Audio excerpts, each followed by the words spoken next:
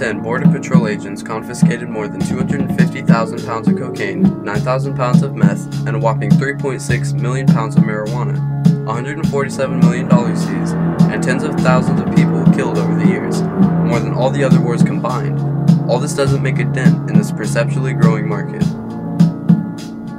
The war on drugs cost us approximately $70 to $100 billion a year, with the American drug trade alone being an estimated $320 billion a year industry. There is a better way. Experts agree, and evidence in Portugal and other places have proven that the legalization of drugs significantly reduces the use of hard drugs and drug addiction, while simultaneously reducing crime by as much as 60 to 70%. What's worse is this money is used to go after otherwise law-abiding, productive citizens. The true criminals, the ones like the cartels, and the ones with ties to and conspire with those that commit the true crime. Due to these facts, legalization not only solves these problems, but actually turns us from an expenditure into a profit. It also significantly reduces medical costs, thereby making us, our economy, and our country healthier. There is a better way. Jimmy Carter, 39th President of the United States. Penalties for the possession of a drug should not be more damaging to an individual than the use of the drug itself. Arnold Schwarzenegger, former Republican governor of California. I'm always for an open debate. We ought to study very carefully what other countries are doing that have legalized marijuana. Jim Webb, Democratic senator from Virginia. Drug offenders, most of them passive users or minor dealers, are swamping our prisons. Yet locking up more of these offenders has done nothing to break up the power of the multi-billion-dollar illegal drug trade.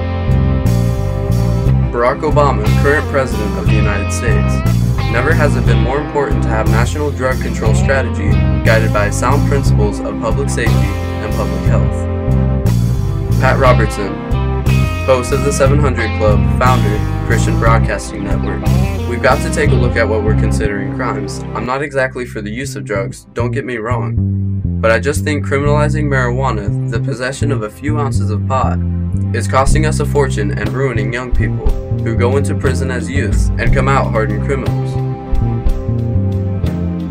I really believe we should treat marijuana the way we treat beverage alcohol. I've never used marijuana and I don't intend to, but it's just one of those things that I think this war on drugs just hasn't succeeded. We just got to change the laws he declared. We cannot allow this to continue. It is sapping our vitality, who embroiled the United States in illegal foreign wars. It is difficult to argue with him on that point. The 40-year war on drugs has utterly failed to stem the tide of drug use in the United States.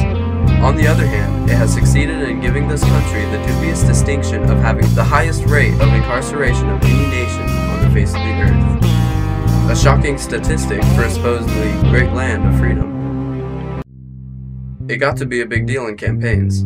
Lock them up, you know, that's the way these guys ran, and they got elected. But that wasn't the answer. I believe in working with the hearts of people and not locking them up.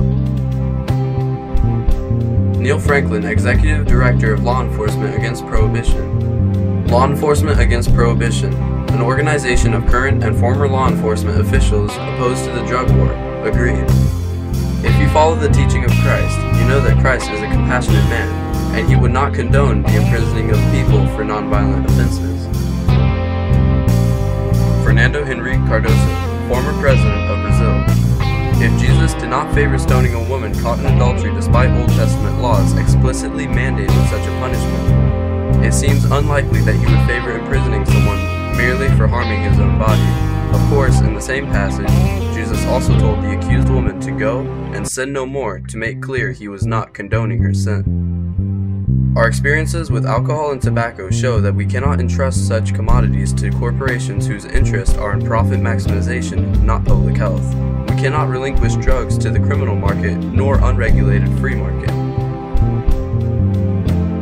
The cartels. Until the leaders of nations make responsible laws, we will keep killing people. We are all after the same thing, money. Erik D. Blair. One person's cure is another person's death sentence. Professor Douglas Husak of Rutgers.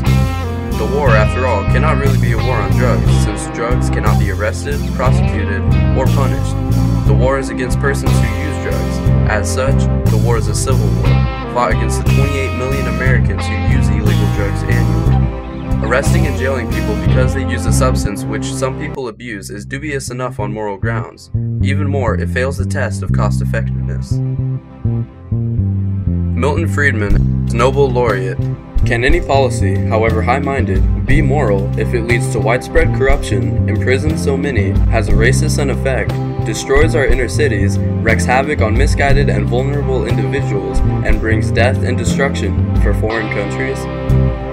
Banning drugs raises their price, creates enormous profits for criminal entrepreneurs, thrusts even casual users into an illegal marketplace, encourages heavy users to commit property crimes to acquire higher-priced drugs, leaves violence the only means for dealers to resolve disputes, forces government to spend lavishly on enforcement, corrupts public officials and institutions, and undermines a free society. All of these effects are evident today and are reminiscent of prohibition of alcohol in the early 20th century. We need not resolve the ethical issue to agree on policy. Prohibition is an attempted cure that makes matters worse for both the addict and the rest of us. According to Harvard's Jeffrey A. Miron and doctoral candidate Catherine Waldig, in the US alone, legalizing drugs would save roughly $41.3 billion per year in government expenditure on enforcement of prohibition, and yield tax revenue of $46.7 billion annually. The drug war also has corrupted private and public institutions wherever it has reached. Worse are bribes to police, border control officials, drug enforcement agency agents, and even military personnel involved in interdiction efforts. The taint also reaches prosecutors, judges, and politicians. The problem is serious enough in the US. Worse, militarized enforcement relentlessly pushed by Washington has helped corrupt and destabilize entire nations, such as Colombia, Afghanistan, and Mexico. According to noted economists Daniel K. Benjamin and Roger Leroy Miller, many of the most visible adverse effects attributed to drug use are due not to drug use per se, but to our current public policy toward drugs. Users have no means of guaranteeing quality. As a result, the vast majority of drug-related deaths are drug law-related deaths. AIDS spread through the sharing of needles by IV drug users who cannot purchase needles legally. In the same way, the drug war has helped spread hepatitis and other blood-borne diseases. The drug war also interferes with treatment of the sick and dying. Cannabis and other drugs can aid people suffering from a variety of maladies. Additional research would help determine how, in what form, and for what marijuana could be best used. Yet government effectively punishes vulnerable people in great pain, even agony. Report of the Global Commission on Drug Policy. Our principles and recommendations can be summarized as follows.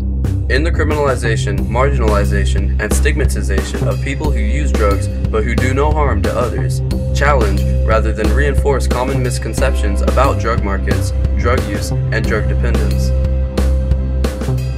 Encourage experimentation by governments with models of legal regulation of drugs to undermine the power of organized crime and safeguard the health and security of their citizens.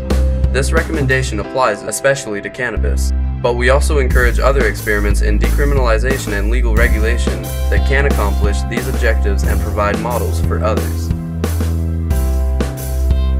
Begin the transformation of the global drug prohibition regimen. Replace drug policies and strategies driven by ideology and political convenience with fiscally responsible policies and strategies grounded in science, health, security, and human rights, and adopt appropriate criteria for their evaluation. Review the scheduling of drugs that has resulted in obvious anomalies like the flawed categorization of cannabis, cocoa leaf, and MDMA. Ensure that their international conventions are interpreted and/or revised to accommodate robust experimentation with harm reduction, decriminalization, and legal regulatory policies. Corruption, greed, and lies made marijuana illegal to suppress hemp production and governmental control expansion, using every form of misinformation from racism to the falsification of scientific research results. William Randolph Hearst, media mogul, billionaire. Lamont DuPont, CEO, DuPont Chemicals. Harry J. Anslinger, Commissioner, Federal Bureau of Narcotics. Herman Oliphant, Chief Counsel of the Treasury Department.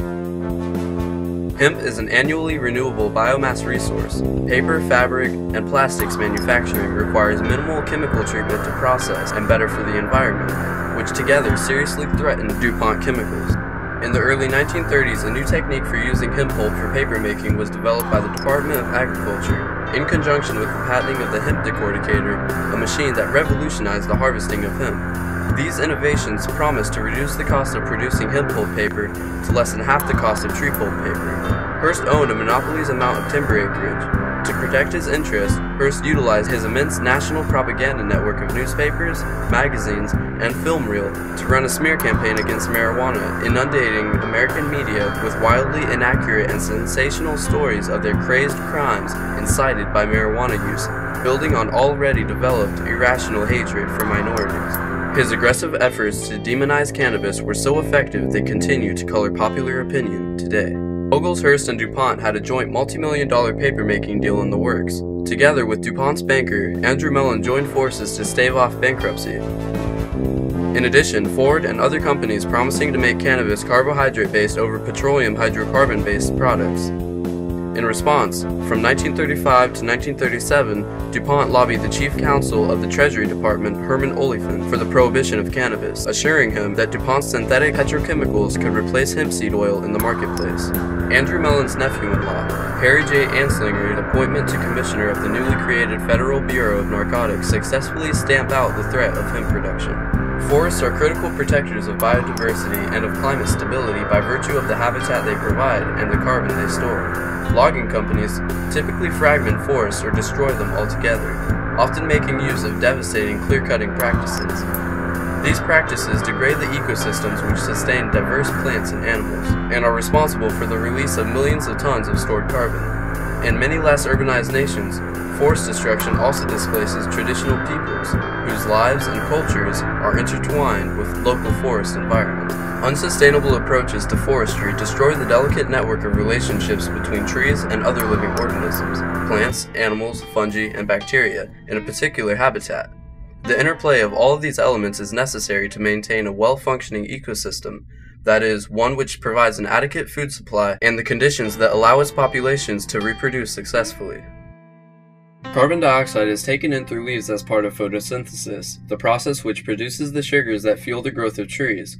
Excess oxygen is released through the leaves, and the carbon from the sugars becomes part of the tree's living tissue, called the cambium. During each period of growth, the old cambium forms a new ring of wood, thickening the trunk, and more carbon dioxide is taken in to form another layer of living tissue. Carbon is also stored in the earth as dead leaves, branches, trees, and other vegetation partially decompose and create more topsoil. Rather than truly restoring the native forests, these companies usually create monoculture plantations, that is, farms with only one species of tree. Typically, a non-native fast-growing tree species is chosen, diminishing the diversity that once existed. This type of plantation cannot support the plants and animals that once lived in the native forest, and doesn't represent a true restoration of what was lost. Chlorine compounds are rated among the most hazardous industrial chemicals in large volume use, producing harmful byproducts called organochlorines, dioxins, and dioxin-like compounds, substances known to cause cancer and are suspected of causing respiratory, developmental, reproductive, and immune system damage, affecting both human health and the environment. There is a better way. There is a better way. The medical benefits of marijuana has been overwhelmingly proven, and the hemp plant as one of, if not the most universal plant on the planet. It is the fault of corrupt systems here, there, and everywhere. Border Patrol and undercover agents tout their success and take pride in their works of oppression and corruption. From jits on the corner all the way up to the highest office in the land, any citizen of this nation can obtain any drug they desire anywhere and everywhere, anytime.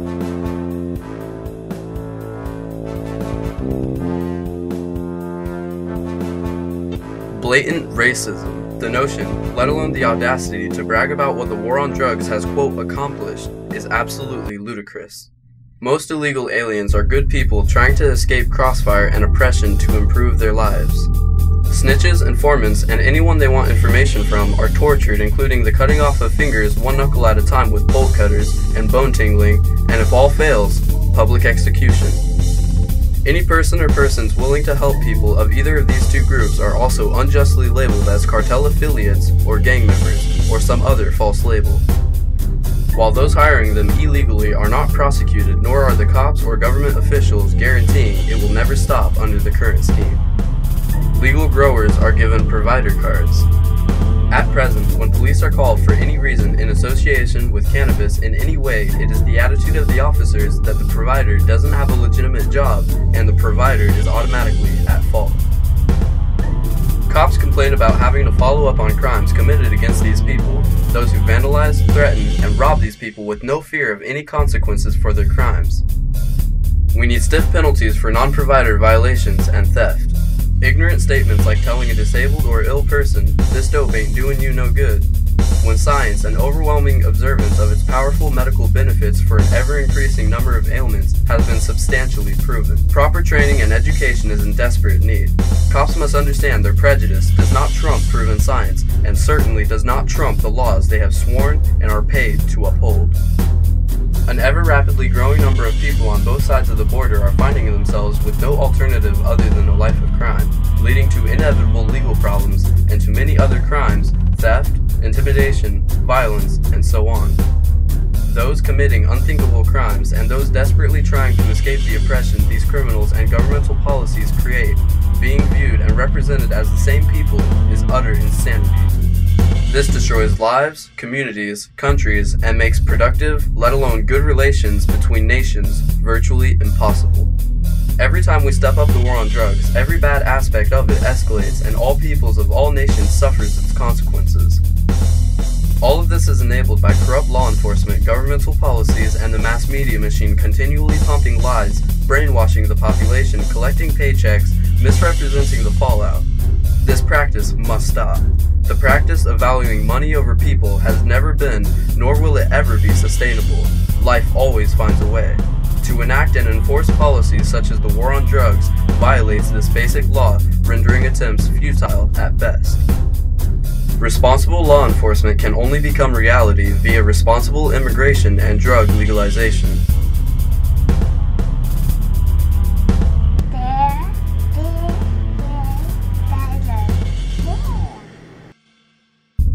Arresting and incarcerating tens of millions of these people in recent decades has filled prisons and destroyed lives and families without reducing the availability of illicit drugs or the power of the criminal organizations. There appears to be no limit to the number of people willing to engage in such activities or otherwise escape poverty. Drug control resources are better directed elsewhere. The current system does not solve the problem. In fact, the current system is the problem. Vicious cycle. Corrupt enforcement gets it to the streets, using impressionable young people and agents to act as pushers and enablers. Law enforcement makes its money meeting quotas. They will set you up and take away unjustly your freedoms and your future for this week's paycheck. Then you go before a judge that owns stock in the for-profit prison you get sentenced to. Sounds like a kickback to me. Once you arrive at the prison, they receive money. The prison then uses a portion of these ill-gotten gains and buys off politicians to write legislation making it easier to imprison more people, while the media makes money deliberately misrepresenting the facts to the public, brainwashing them into believing it's all for our safety. Bullshit. Our principles and recommendations can be summarized as follows. Drug policies must be based on solid empirical and scientific evidence. The primary measure of success should be the reduction of harm to the health, security, and welfare of individuals and society. Drug policies must be based on human rights and public health principles. We should end the stigmatization and marginalization of people who use certain drugs, and those involved in the lower level of cultivation, production, and distribution, and treat people dependent on drugs as patients, not criminals. The development and implementation of drug policy should be a global shared responsibility, but also needs to take into consideration diverse political, social, and cultural realities. Policies should respect the rights and needs of people affected by production, trafficking, and consumption, as explicitly acknowledged in the 1983 Convention on Drug Trafficking. Drug policies must be pursued in a comprehensive manner, involving families, schools, public health specialists, development practitioners, and civil society leaders, in partnership with law enforcement agencies and other relevant governmental bodies. Break the taboo. Pursue an open debate and promote policies that effectively reduce consumption. and that prevent and reduce harms related to drug use and drug control policies. Increase investment in research and analysis into the impact of different policies and programs. Replace the criminalization and punishment of people who use drugs with the offer of health and treatment services to those who need them. Encourage experimentation by governments with models of legal regulations of drugs with cannabis, for example, that are designed to undermine the power of organized crime and safeguard the health and security of their citizens. Establish better metrics, indicators, and goals to measure progress. Challenge rather than reinforce common misconceptions about drug markets, drug use, and drug dependence. Countries that continue to invest mostly in a law enforcement approach, despite the evidence, should focus their repressive actions on violent organized crime and drug traffickers in order to reduce harms associated with the illicit drug market. Promote alternative sentences for small-scale and first-time drug dealers. Invest more resources in evidence-based prevention with a special focus on youth. Offer a wide and easily accessible range of options for treatment and care for drug dependence, including substitution and heroin-assisted treatment, with special attention to those most at risk, including those in prisons and other custodial settings. The United Nations system must provide leadership in the reform of global drug policy. This means promoting an effective approach based on evidence, supporting countries to develop drug policies that suit their context and meet their needs, and ensuring coherence among various UN agendas, policies, and conventions. Act urgently. The war on drugs has failed, and policies need to change now. Executive summary. The war on drugs has failed, with devastating consequences for individuals and societies around the world. 50 years after the initiation of the UN Single Convention on Narcotic Drugs, and 40 years after President Nixon launched the US government's war on drug control policies, are urgently needed. Vast expenditures on criminalization and repressive measures directed at producers, traffickers, and consumers of illegal drugs have clearly failed to effectively curtail supply or consumption. Apparent victories in eliminating one source of trafficking organizations are negated almost instantly by the emergence of other sources and traffickers. Repressive efforts directed at consumers impede public health measures to reduce HIV and AIDS, overdoses, fatalities, and other harmful consequences of government expenditures on futile supply reduction strategies and incarceration displace more effective and evidence-based investments in demand and harm reduction. Drugs in West Africa, responding to the growing challenge of narco-traffic and organized crime. In just a few years, West Africa has become a major transit and repackaging hub for cocaine following the strategic shift of Latin American drug syndicates toward the European market. Profiting from weak governance, endemic poverty, instability, and ill-equipped police and judicial institutions, and bolstered by the enormous value of the drug trade, criminal networks have infiltrated governments, state institutions, and the military. Corruption and money laundering, driven by the drug trade, prevent local politics and skew local economies. A dangerous scenario is emerging as narco-traffic threatens to metastasize into broader political and security challenges. Initial international responses to support regional and national action have not been able to reverse this trend. New evidence suggests that criminal networks are expanding operations and strengthening their positions through new alliances, notably with armed groups. Currently, responses need to be urgently scaled up and coordinated under West African leadership, with international financial and technical support. Responses should integrate law enforcement and judicial approaches with social development and conflict prevention policies, and they should involve governments and civil society alike. Portugal decriminalized the use and possession of marijuana, cocaine, heroin, and other illicit street drugs in an attempt to cut down on related deaths and infections. In the first 5 years, the number of annual deaths from street drug overdoses dropped from around 400 to 90. The number of new HIV cases caused by using dirty needles to inject heroin, cocaine, and other illegal substances plummeted from nearly 1,400 in 2000 to about 400 in 2006.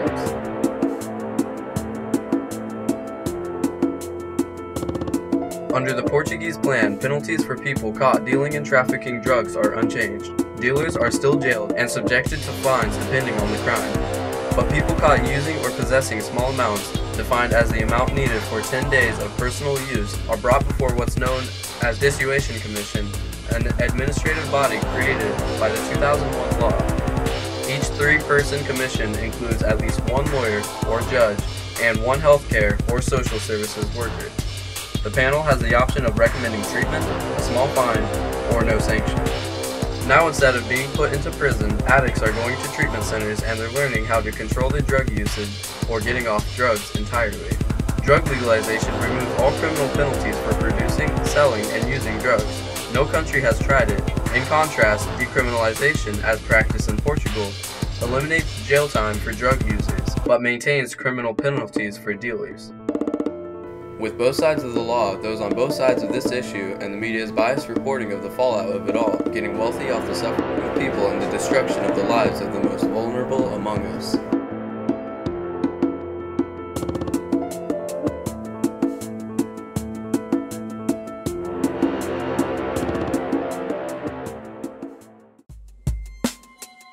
The marijuana and hemp plant is one of, if not the most universal plants existing on the planet.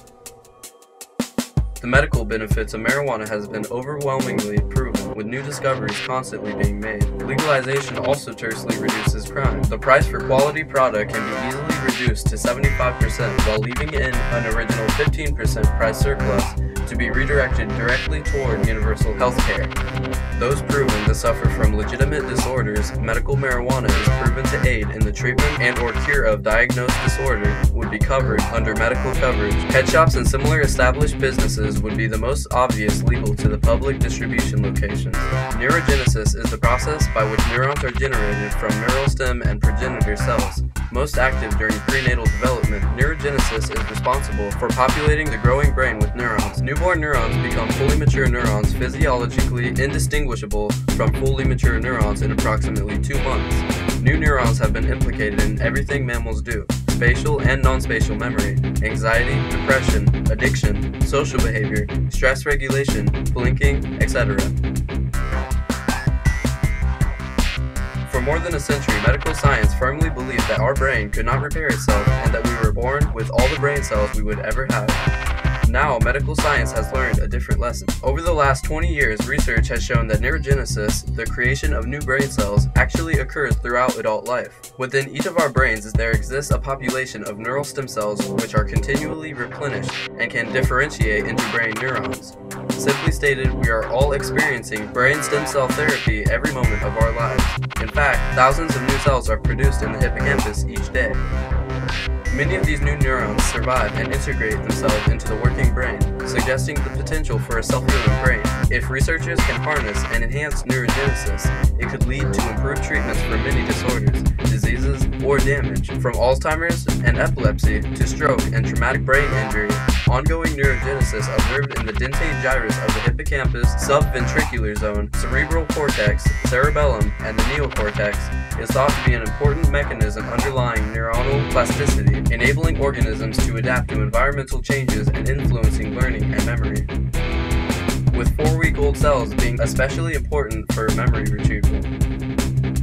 The strength of a memory can relate to how many new neurons remain in the brain after learning. These new insights are opening up many exciting avenues of research for scientists as they increase their understanding of how our brains work. To understand neurogenesis better, it helps to understand that not all new neurons live very long after birth. In fact, more die than survive, which may be one reason it took so long for researchers to recognize neurogenesis in the adult brain.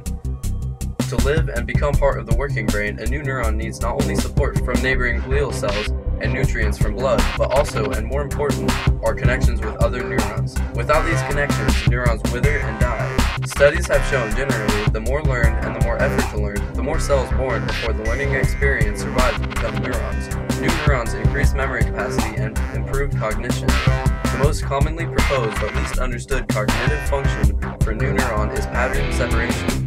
Originally a computational term, it refers to the process by which neurons take similar inputs, spatio-temporal patterns of incoming synaptic activity, and maximize their memory. When it fails, you spend 30 minutes looking for your car before you remember that you parked in a different lot. New neurons are not just performing this separation function, but are actually required to behaviorally distinguish different environments. The process of neurogenesis is controlled by our DNA, a specific gene code for the production of a protein, brain-derived neurotrophic factor BDNF. which plays a key role in creating new neurons and the ability to learn. Studies reveal decreased BDNF in Alzheimer's patients, as well as in a variety of neurological conditions, including epilepsy, depression, schizophrenia, and obsessive-compulsive disorder. DHA enhances gene expression for the production of BDNF, activated by a variety of factors including physical exercise, caloric restriction, curcumin, and the omega-3 fat. A progenitor cell is a biological cell that, like a stem cell, has a tendency to differentiate into a specific type of cell, but is already more specific than a stem cell, and is pushed to differentiate into its target cell. The most important difference between stem cells and progenitor cells is that stem cells can replicate indefinitely, whereas progenitor cells can divide only a limited number of times. Controversy about the exact definition remains, and the concept is still evolving. Tissue damage or immune stimuli can activate progenitor cells through growth factors or cytokines, leading to increased cell division important for the repair process. Some progenitor cells move through the body and migrate towards the tissue where they are needed in adult organisms, and they act as a repair system for the body, including non-neurogenic areas such as the spinal cord. They exhibit slow growth, and their main role is to replace cells lost by normal attrition. In case of tissue injury, damaged, or dead cells, progenitor cells can be activated. Growth factors, or cytokines, are substances that trigger a higher rate of cell division and mobilization toward damaged tissues as they differentiate into target cells, repairing tissue. Effects of marijuana. When your brain is growing, injured, or impaired, it provokes neurogenesis. When your body takes in marijuana, the tetrahydrocannabinol creates temporary blockages by coating neuroreceptors. When your brain acknowledges this, it sees it as damage, regardless of it being temporary. Neurogenesis is triggered, creating new pathways around the blockages. After the THC fades away from the receptors, you now have two or more pathways of neurons, where before you had only had one. Only with proper scientific study can we fully realize its benefits. Studies have shown that the use of cannabis results in the growth of new nerve cells in the hippocampus. From both embryonic and adult stem cells, the septal and temporal ends of the hippocampus are connected to different brain structures that cause the septal hippocampus to be more involved in the spatial processing, cognition, and the temporal hippocampus to be more involved in regulating stress and emotion. The THC, the main psychoactive ingredient in marijuana, also provides some protection against brain inflammation, which might result in better memory at an older age. Boosting neurogenesis increases memory and brain capacity while accelerating healing, straightening the immune system, and slowing the aging process. That, my friends, is evolution. This not only reduces the cost of many products while increasing their quality, it is also a major component in getting us off of our dependency on oil. The addition of another crop in seasonal crop rotation increases the natural nutrients being restored to the soil, increasing the yields of other crops in successive seasons, while reducing the amount of man-made fertilizers and chemicals put in the ground, but the cost of growing as well as the production and handling of dangerous chemicals and processes used to create these fertilizers. The president, as a candidate, promised to maintain a hands-off approach toward pot clinics adhering to state law. At a 2007 town hall meeting in Manchester, New Hampshire, Obama said raiding patients who use marijuana for medicinal purposes makes no sense. At another town hall meeting in Nashua, New Hampshire, he said the Justice Department's prosecution of medical marijuana users was not a good use of our resources. Yet the number of Justice Department raids on marijuana dispensaries has continued to rise, suppressing Earth's most valuable natural resource and perverting it into a weapon, destroying innocent people's lives. The hemp available today in the US, Canada, Europe, Australia, and UK is based on a naturally selected strain of the plant, Cannabis sativa, which produces effectively no measurable THC.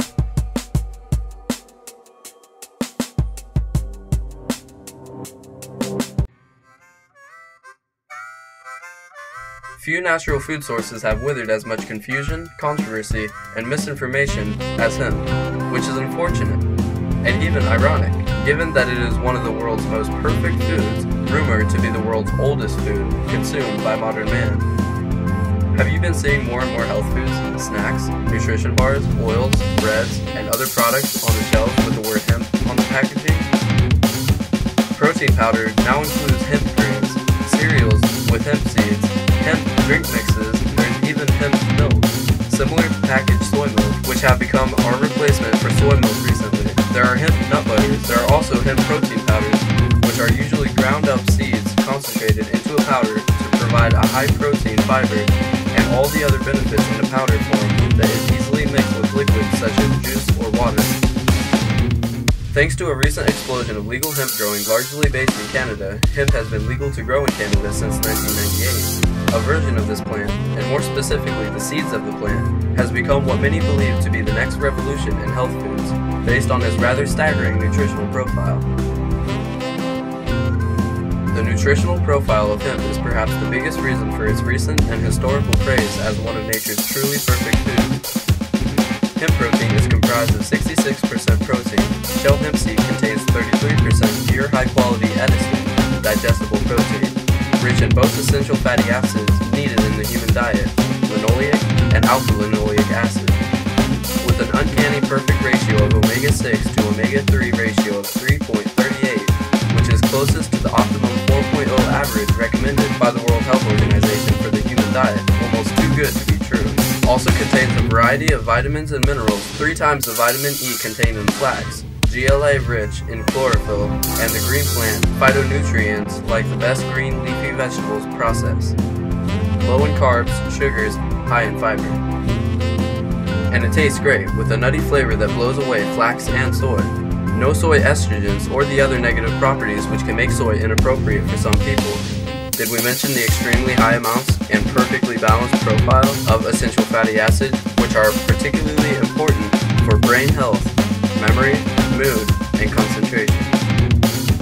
The critical importance of EFAs for healthy skin makes hemp seed oil a highly effective skincare and cosmetic product. Its lipid constituents allow it to permeate through the skin and nourish skin cells directly. For this reason, hemp oil is beneficial for skin conditions such as eczema or psoriasis. For the health of skin and hair, nourishing and balancing hemp oil is now added to a multitude of soaps, shampoos, skin lotions, lip balms, conditioners, and other natural skincare products. EFAs are essential for the health of the heart. Numerous studies show that substituting healthy polyunsaturated fats, such as hemp, for saturated fats can reduce the risk of sudden cardiac arrest and fatal cardiac arrhythmia, as well as reduce blood cholesterol levels and decrease the cellular buildup in arteries associated with atherosclerosis. Hemp also contains phytosterol, which have been shown to reduce the total blood cholesterol by an average of 10% and low-density lipoprotein cholesterol by an average of 13%. It may qualify as one of the best brain health boosting and anti-aging foods on the planet because EFAs make up a large portion of the brain. Hemp is especially beneficial for brain health, particularly memory function. Membrane loss of EFAs has been found in such disorders as Alzheimer's and Parkinson's diseases. Research has shown that a diet with a proper balance of omega-6 to omega-3 fatty acids, such as in hemp oil, may help delay or reduce the neurological effects of these diseases and improve quality of life. The list of hemp benefits goes on, and that's not even getting into the topic of how hemp is also an incredible material for clothing, materials, industrial uses, and more, and completely biosustainable, eco-friendly to the planet, unlike synthetic materials. The University of Saskatchewan's John Page and the University of Toronto's Tim Hughes hope their work mapping the cannabis sativa genome will get rid of the stigma they say surrounds the cultivation of hemp and marijuana in Canada. They hope other scientists will use their work to develop marijuana as a legitimate medical ingredient and hemp as a high-quality, fast-growing crop. But the plant biochemist and the molecular biologist say research into best practices for farming the fast-growing multi-purpose plant has lagged behind other cash crops, such as corn, rice, and wheat, because of sticky laws and unfair reputation. The number one use is Novocaine in dentist offices every day all across this country and around the world in every town every day. The fact that cocaine is illegally and not legally controlled means that the price for this is astronomical, hundreds versus dollars. This is just one way legalization significantly reduces medical costs. Many prominent figures, the rich and famous, politicians, law enforcement, lawyers, doctors, judges, and professional athletes, to name a few, use this drug regularly, while others are demonized, capitalized upon, and have their lives destroyed because of it. Unacceptable, corrupt, double standard. We must have equal representation and treatment under the law and the media. Heroin in organic and artificial forms are used for surgeries, medical procedures, and treatments in hospitals throughout the country every day. As with cocaine, being illegally and not legally controlled means that the price for this is astronomical. This very powerful painkiller is also used to assist people with certain types of incredibly painful cancers such as mesothelioma. Although the term opiate is often used as a synonym for opioid, the term opiate is properly limited to the natural alkaloids found in the resin of the opium poppy. In some definitions, the semi-synthetic substances that are directly derived from the opium poppy are considered to be opiates as well, while in other classification systems, these substances are simply referred to as synthetic opioids. Opioids are among the world's oldest known drugs. The use of the opium poppy for its therapeutical benefits predates recorded history. The analgesic painkiller effects of opioids are due to decreased perception of pain, decreased reaction to pain, as well as increased pain tolerance. The side effects of opioids include sedation, respiratory depression, constipation, and a strong sense of euphoria. Opioids can cause cough suppression, which can be both an indication for opioid administration or an unintended side effect. Opioid dependence can develop with ongoing administration, leading to a withdrawal syndrome with abrupt discontinuation. Opioids are well known for their ability to produce a feeling of euphoria, motivating some to recreationally use opioids. Loratab and many other pain medications are made with opioids. An opioid is a psychoactive chemical that works by binding to opioid receptors, which are found principally in the central and peripheral nervous system and the gastrointestinal tract. The receptors in these organ systems mediate both the beneficial effects and the side effects of opioids. We use it to demonize other cultures and nations where the poppy plants are grown. We even falsely represent it as a need for war while protecting and using it. Absolute hypocrisy. Meth is a $65 billion a year international industry. Main ingredients in ephedrine and pseudoephedrine made from sassafras oil from the root of the sassafras tree found in few places around the world. The main source being Asia, where it is a rare and protected tree, produced legally in very large quantities in Asia and India, and are largely sold to legitimate manufacturers around the world. Used primarily for sinus medications of all types. 75 to 100 milligram pill pure MDMA for psychotherapy sessions. Performed in remote, private, serene, and currently in secret locations. In the 1960s and 70s was legally used. Was banned despite protests by therapists around the world. It was banned for medical use in 1985, ignoring proof of very effective and efficient and lasting results. Many times patients need as few as 2 sessions.